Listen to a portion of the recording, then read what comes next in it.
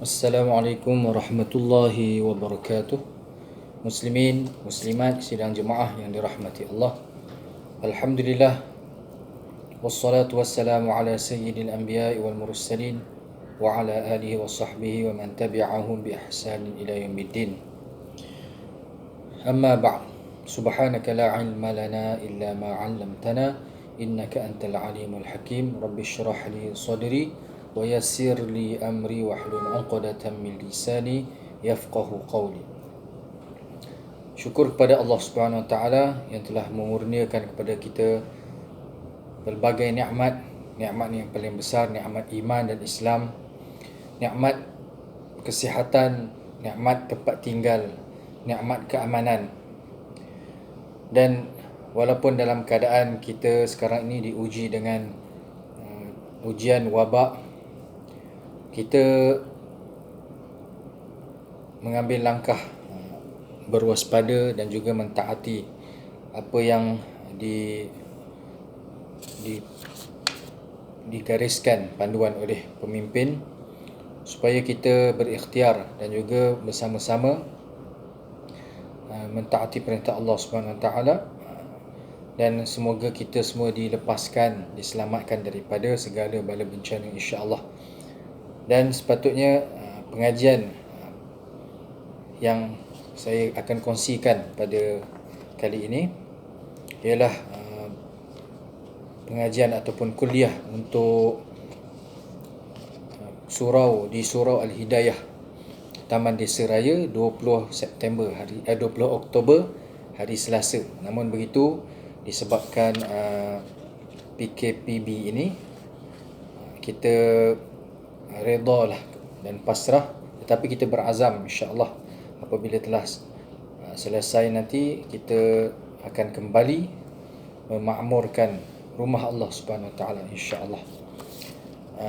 Dengan tajuk utama iaitu tajuk tasawuf, kitab Penawar Bagi Hati karangan Syekh Abdul Qadir Al-Mandili.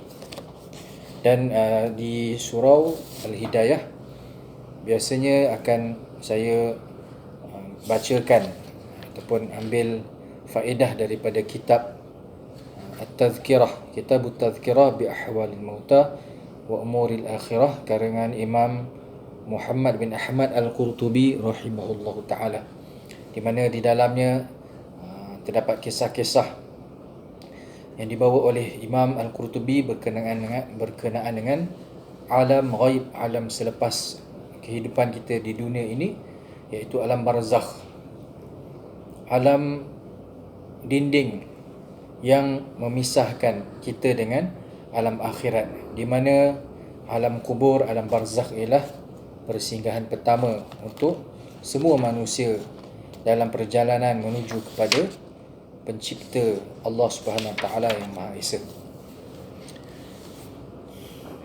Kata Imam Syekh Abdul Qadir Al-Mandili di dalam kitab beliau Penawar Bagi Hati berkenaan dengan ubat kepada penyakit kikir ataupun bakhil, kedekut, iaitu salah satu daripada sifat mazmumah, sifat yang tercela.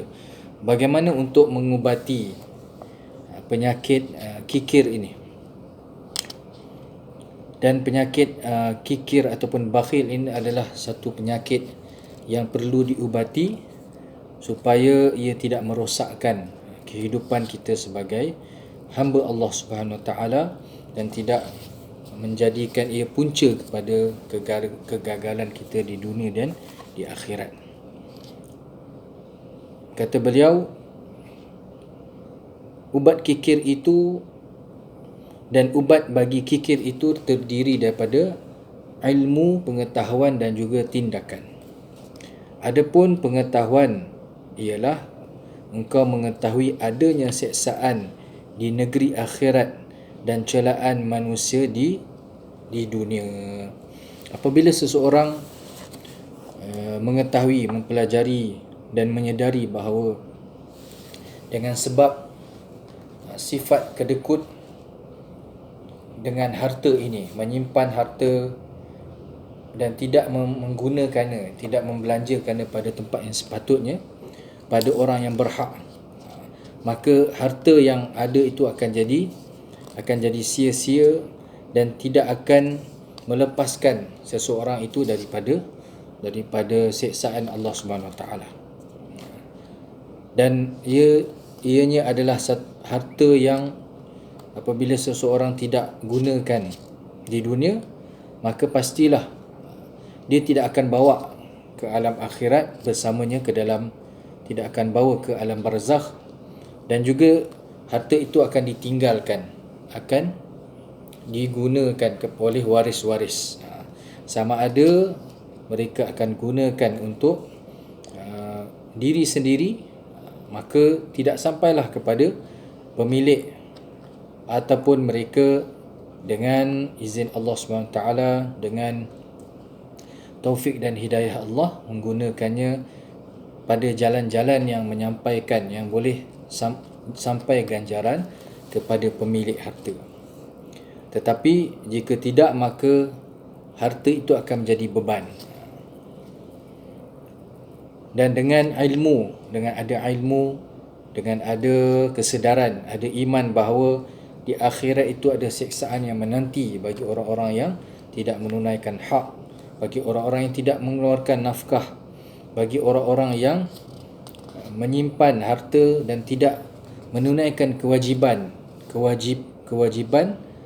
kepada Allah Subhanahu Wa Taala dan Rasul. Maka apabila adanya ilmu tentang adanya siksaan yang bermula daripada alam kubur lagi, seseorang itu akan sedar. Dan juga di dunia ini, orang yang bakhil ataupun kikir ini tidak terlepas daripada kata-kata yang tidak baik daripada manusia, bahkan daripada keluarga sendiri, daripada jiran tetangga dan daripada orang-orang di sekeliling.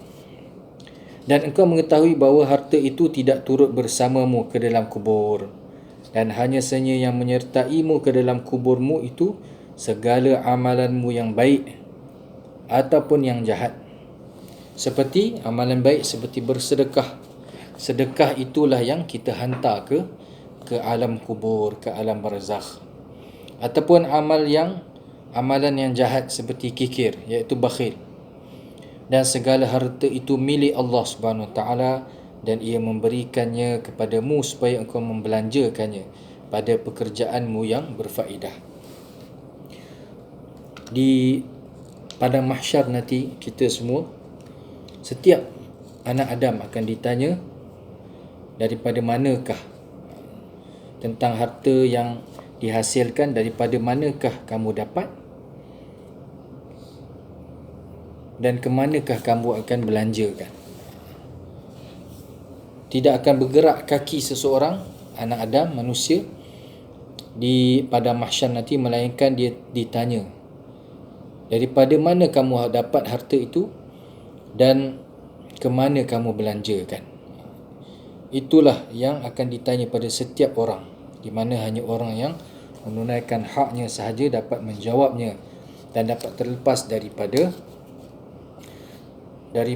siksaan, daripada azab yang menanti. Beruntunglah orang yang memastikan daripada mana sumber harta yang dia dapat, dengan pekerjaan yang bagaimana yang dia lakukan, yang halal, yang baik, yang bebas daripada segala syubhat. Kemudian dia pula membelanjakan harta itu bukan hanya pada tempat ataupun kegunaan yang harus saja, bahkan menginfakkannya di jalan Allah Subhanahu Wa Taala. Bahkan orang yang beruntung ialah orang yang apa yang dia dapat di dunia ini, dia tidak hanya pegang ataupun dia tidak menjadikan harta itu sebagai maksud dan tujuan. Bahkan apabila harta itu sampai, dia hantar ke dalam akaunnya di alam akhirat, akaun akhirat. Sebanyak mana yang dia dapat dihantar dan akan dilipat gandakan oleh Allah Subhanahu Wa Taala. Berbelanja hanya katakan RM1 di jalan Allah Subhanahu Wa Taala, yang sampai, yang dihantar ke akaun itu dengan keberkatan, ikhlas dan juga bergantung pada kualiti amalan yang sampai akan digandakan oleh Allah dengan rahmat dan kasih sayang Allah, berganda jadi 10 kali ganda ataupun 700 kali ganda, sehingga kan tidak ada hadnya, tidak ada batasnya gandaan pahala yang Allah Subhanahu Wa Taala kurniakan kepada orang yang berinfak dan bersedekah.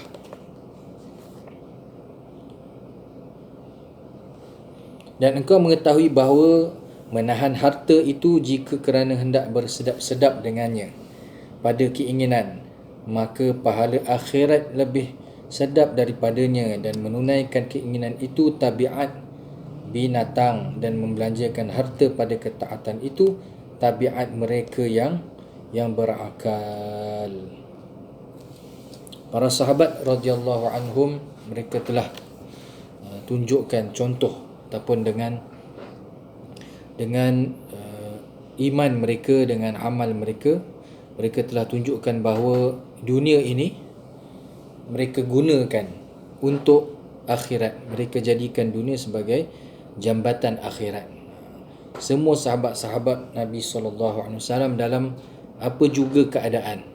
Ada sahabat yang ada harta yang banyak, seperti sahabat Sayyidina Uthman radhiyallahu an, Uthman Ghani, menantu Rasulullah SAW. Allah SWT kurniakan beliau bijak, menghasilkan harta, perniagaan beliau bagus. Namun begitu, kita lihat bagaimana sumbangan infak beliau di jalan Allah SWT, sehingga kan beliau telah berikan kelengkapan untuk tentera Islam sebanyak 1/3 kelengkapan orang-orang Islam untuk berjihad. Dan jika sahabat-sahabat, ada juga di kalangan mereka yang miskin, tetapi tidak menghalang mereka daripada menginfakkan harta di jalan Allah SWT, kerana mereka tahu bahawa kesenangan yang hakiki hanyalah kesenangan akhirat. Kesenangan dunia ini semuanya bersifat sementara, dan kebanyakannya telah ditipu dayakan, telah dinampakkan indah oleh musuh kita yang sebenar, iaitu syaitan laknatullahi alaih. Seorang manusia apabila dia mati, meninggal dunia, maka terus sahaja berpindah ke alam barzakh, dan dia akan merasai dan menikmati apa yang dia telah siapkan, yang dia telah hantar daripada amalan-amalan soleh, sedekah jariah, wakaf, harta-harta yang diinfakkan di jalan Allah Subhanahu wa taala. Dan di dalam kubur itu, di alam barzakh itu, sama ada menjadi satu taman daripada taman-taman syurga, ataupun satu lubang, satu lembah daripada lembah neraka. Imam Al-Qurtubi rahimahullah ta'ala ada menyebutkan dalam satu bab di dalam kitab At-Tazkirah berkenaan dengan situasi, keadaan di alam kubur. Saya bacakan satu bab.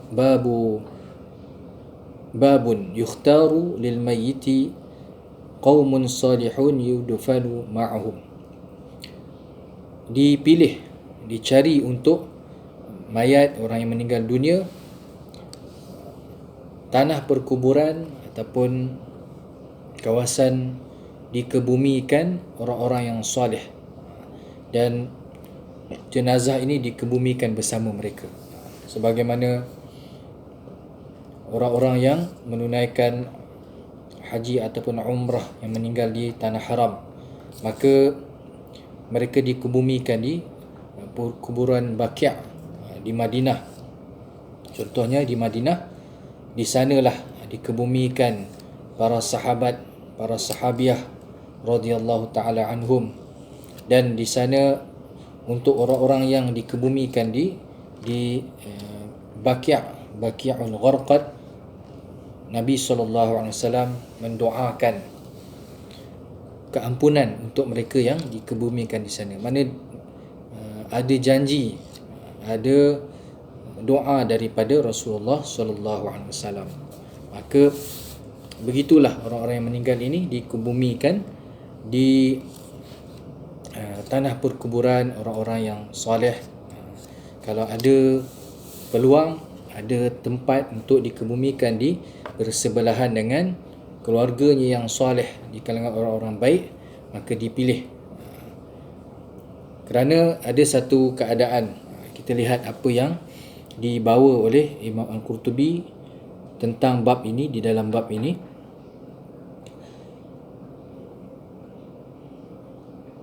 An Ali radhiyallahu anhu annahu qala amarna Rasulullah sallallahu alaihi wasallam an nadfana mautana wasta qaumin salihin fa innal mauta yata'adhanuna bil jari su' kama yata'adha bihi al ahya. Kata diriwayatkan daripada Sayyidina Ali radhiyallahu anhu, beliau berkata Rasulullah sallallahu alaihi wasallam telah perintahkan kami untuk mengkebumikan orang-orang yang meninggal dunia, jenazah kami di tengah-tengah ataupun di kawasan perkuburan orang-orang yang soleh. Kawasan perkuburan orang-orang yang soleh. Kerana sesungguhnya orang-orang yang mayat, orang yang telah meninggal dunia, orang yang berada di alam barzakh, mereka juga merasa sakit, merasa susah, merasa terganggu dengan berada bersebelahan dengan jiran yang tidak baik, jiran yang buruk. Sebagaimana orang-orang yang hidup merasa terganggu, susah apabila berada bersebelahan dengan jiran yang tidak baik. Jadi walaupun di alam kubur kita lihat pada pandangan ataupun pada fikiran kita orang-orang yang telah meninggal dunia, namun begitu ada satu keadaan yang Rasulullah SAW telah beritahu bahawa orang-orang meninggal dunia juga akan rasa terganggu dengan keadaan jiran yang buruk, yang di dunia dahulu di kalangan orang-orang yang bukan orang salih, di kalangan orang fasik, di kalangan orang yang berbuat kejahatan di atas muka bumi.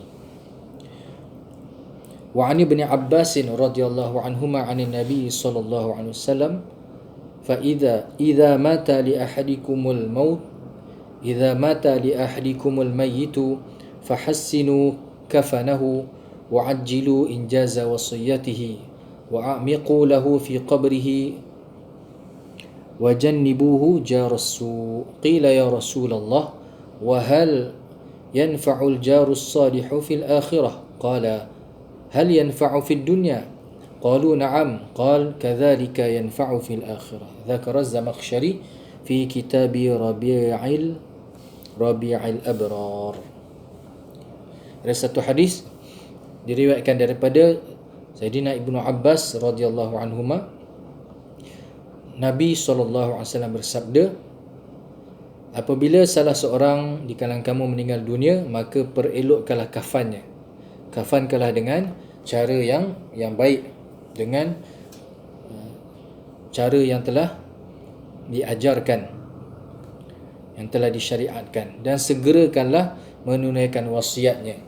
Apa-apa wasiat daripada orang yang telah meninggal dunia, cepat laksanakan sebelum yang lain. Ataupun kalau dalam syariat orang yang meninggal dunia, antara yang awal kita perlu laksanakan ialah tunaikan, bayarkan hutang-hutangnya, dan dalamkan kuburnya, iaitu buatkan liang lahat yang sempurna, yang dalamnya sempurnakan dalamnya supaya tidak dibongkar dan sebagainya, tidak dibongkar binatang buas, iaitu buatkan liang lahat yang yang sepatutnya, dan jauhkan dia daripada jiran yang buruk.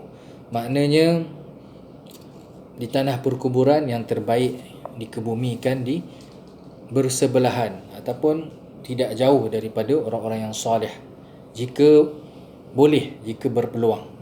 Namun begitu jika tanah perkuburan wakaf, maka memanglah dah disusun di mana tempat yang mengikut giliran. Namun jika ada peluang, makam ataupun dikebumikan seseorang itu di kawasan perkebumian orang-orang soleh.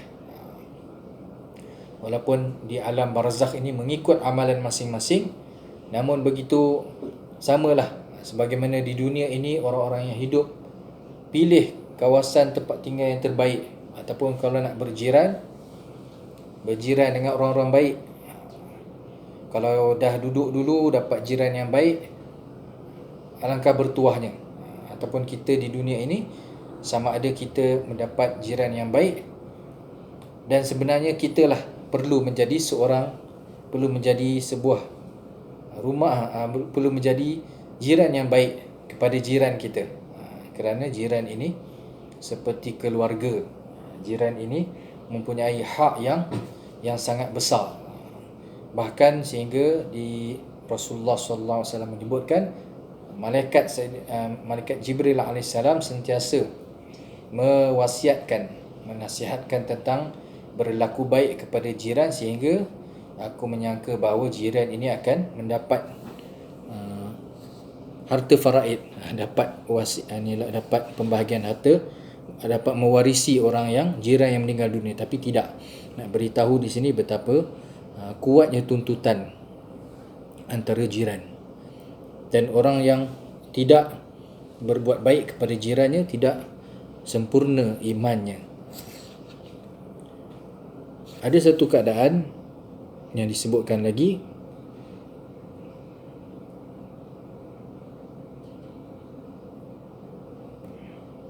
yang disebutkan Imam Al-Qurtubi rahimahullah ta'ala. Ada satu kisah berkenaan dengan seseorang yang dikebumikan bersebelahan dengan jiran ataupun kubur orang-orang yang tidak baik, orang-orang yang fasik.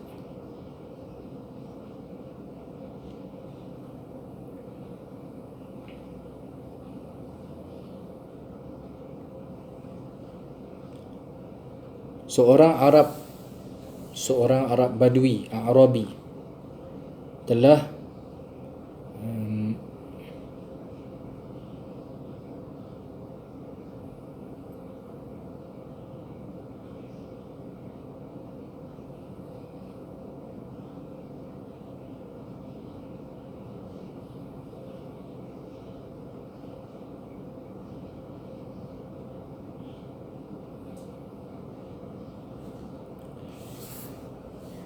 telah berkata kepada anaknya, iaitu sebuah kisah yang dibawa oleh Imam Al-Qurtubi berkenaan dengan seseorang yang berjumpa ataupun bermimpi bertemu anaknya. Maka dia telah katakan, ma fa'alallahu bika, apa yang Allah Ta'ala buatkan untuk kamu, apa yang kamu telah dapat di alam kubur. Maka jawab anaknya, ma darrani illa anni dufintu bi izai fulan wa kana fasiqan qad rawwa'ani ma yu'adzabu bihi min anwa min. Dengan itu insya-Allah, dengan keazaman niat daripada lubuk hati kita, marilah sama-sama kita mengambil iktibar dan pelajaran daripada hadis-hadis yang dibawakan, daripada panduan-panduan yang diberikan oleh alim ulama kita, bagaimana untuk menyiapkan menghantar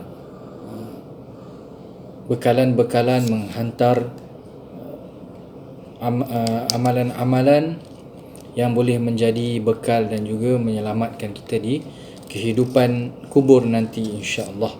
Apa yang kita gunakan di sini, daripada pakaian yang kita pakai sehingga lusuh, makanan yang kita makan, itulah yang milik kita di dunia.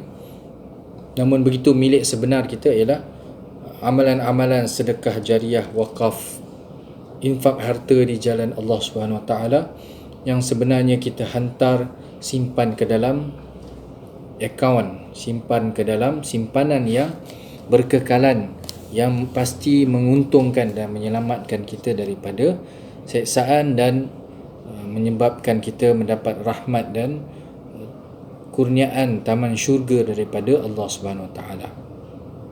Yang ditinggalkan di belakang semuanya milik waris.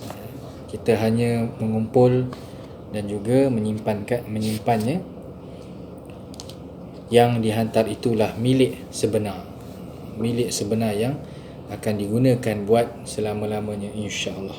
Dengan itu semoga Allah SWT memurniakan kepada kita taufik dan hidayah untuk sama-sama amalkan perintah Allah, dan kita sentiasa berniat dan berazam, bercita-cita untuk kembali menunaikan solat berjemaah di rumah Allah, di surau, di masjid, dan juga kita berdoa supaya diselamatkan daripada segala musibah.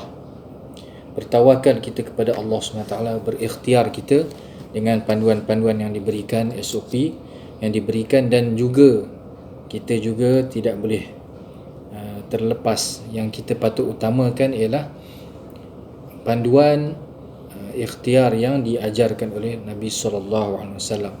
Sama ada dari segi bacaan doa harian, mohon doa yang diamalkan, yang dibaca oleh Sayyidina Abu Hurairah radhiyallahu anhu, doa masuk rumah, keluar rumah, dan juga makanan-makanan yang disebutkan di dalam Al-Quran seperti madu yang disebutkan oleh Nabi sallallahu alaihi wasallam, habatus sauda, madu sebagai syifa kepada seluruh manusia. Pastilah di dalam janji Allah SWT, apa yang disebutkan oleh pencipta kita, yang mencipta tubuh badan kita, yang mencipta segala makhluk, kita kena yakini itulah yang nombor satu, yang pasti akan memberikan manfaat kepada tubuh badan kita, insya-Allah. Wallahu alam, semoga ada manfaatnya. Yang baik daripada Allah SWT, salah silap, kelemahan dalam menyampaikan, kekeliruan daripada kelemahan diri saya sendiri. Semoga ilmu yang kita dengar ini dapat kita sampaikan, yang kita kongsi ini dapat kita amalkan dan sampaikan kepada saudara mara, jiran tetangga kita dan seluruh muslimin, insya-Allah. Wallahu alam. Wabillahi taufiq wal hidayah. Assalamualaikum warahmatullahi wabarakatuh.